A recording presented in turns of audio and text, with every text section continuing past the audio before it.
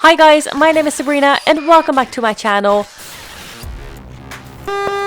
For f***'s sake, what the f***? That is how I feel about the upcoming changes in January on YouTube.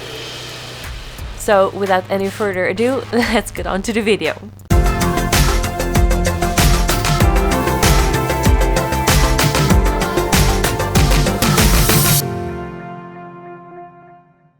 So maybe you know, maybe you don't know, but on YouTube there's a lot that's going to change, and the changes are more regarding what they call family-friendly content. And basically what's going to happen is that anything that is deemed as family-friendly, according to YouTube and their AI bots and the FTC, are going to have to be marked as such on the platform. Now you might think that is not a big deal, but let me tell you what exactly that means.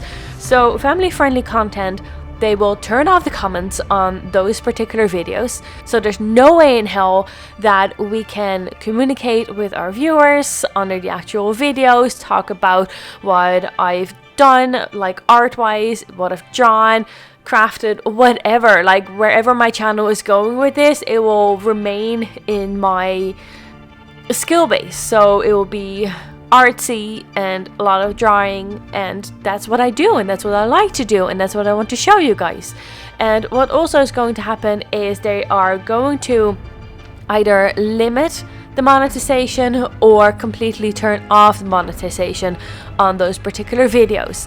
And that means, I know I'm not there yet, and that's okay, but you know, obviously I hope that in the future I get to go there, and this means that I won't even have a chance.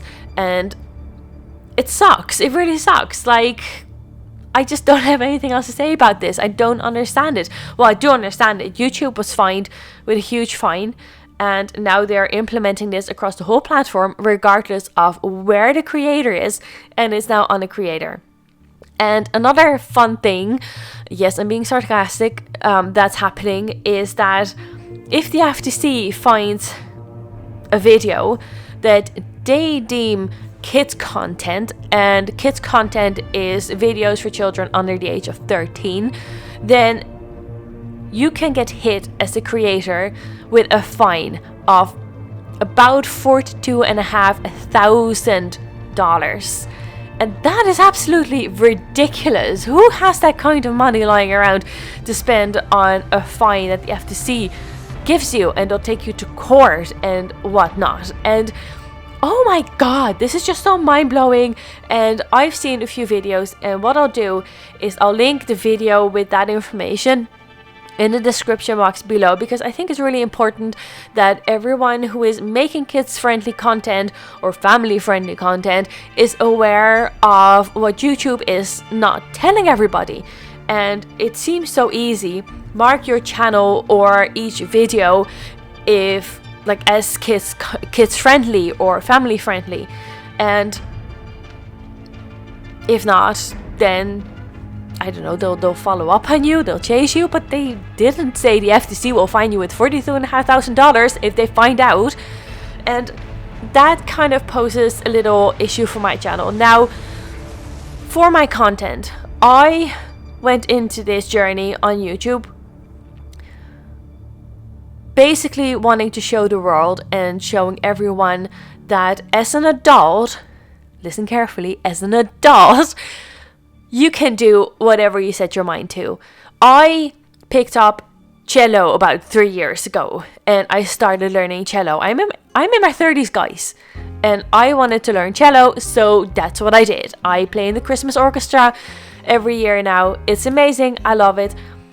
Proves to you guys that you can pick up things later on in life and do it. And the same with my drawing. Now, I have been creative throughout my whole life, but I've had such long pauses and everything that I didn't really focus enough on it to actually become better. And that's what I wanted to do with this journey on YouTube. I wanted to record it, I wanted to have a video out every single week, and to show you guys that if you set your mind to it, you can improve. And that is actually a video that I'm going to make when I hit my 1-year anniversary on YouTube in December around Christmas time, that I want to show you guys like the drawing I've made for the first time with my markers versus what I can create this time. Same drawing, but then my improved version, obviously. So that is the reason why I went into YouTube. I wanted to show you guys that as an adult, you can create whatever you want and you can improve in whatever you set your mind to.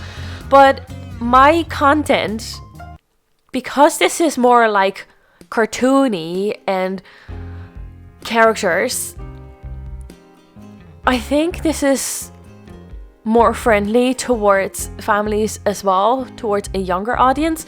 And now I'm actually hoping that the audience I'm getting are from teenagers and up, so that I won't have this issue and that they won't come after me. Now, I don't know how they're going to do that. I'm in Ireland.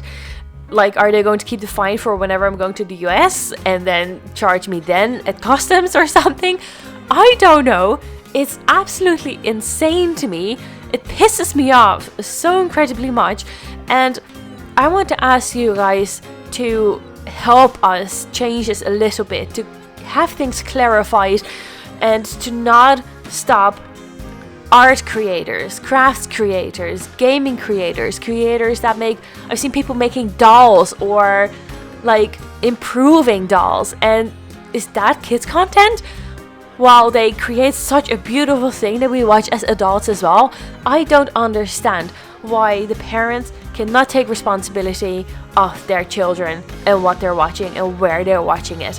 If you give your child a device with normal YouTube on there and tell them, go do what you please, and the child is 8, oh my god, it's your responsibility as a parent if they are getting ads. And I understand the regulations in the US and I understand where this is coming from. It's just mind-boggling to me and it's slightly annoying to me as well. And that's what I wanted to address today. So I wanted to show you guys and tell you guys how I feel about it. I'm anxious. I'm afraid what this will do to my channel. And I guess we'll have to wait and see. And I hope there is going to be a grace period so that we all can learn. And I hope there's going to be changes. But anyway, if you guys please want to sign the petition to help us creators with this, I'll link that in the description box below. And if you guys can just sign that petition for us, that would be absolutely amazing. They're looking for at least 500,000 signatures. It was well over 440,000 when I last looked last night. So please guys, please sign this for us. And I really hope it will help and do something. Not to rant this entire video, I also want to share something about my drawing today.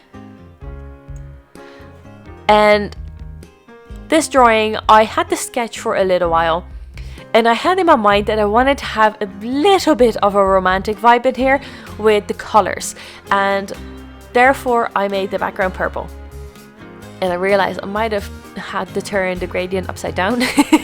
That is something that my husband pointed out to me in hindsight, and I was like, yeah, maybe, but there's really nothing I can do about that right now.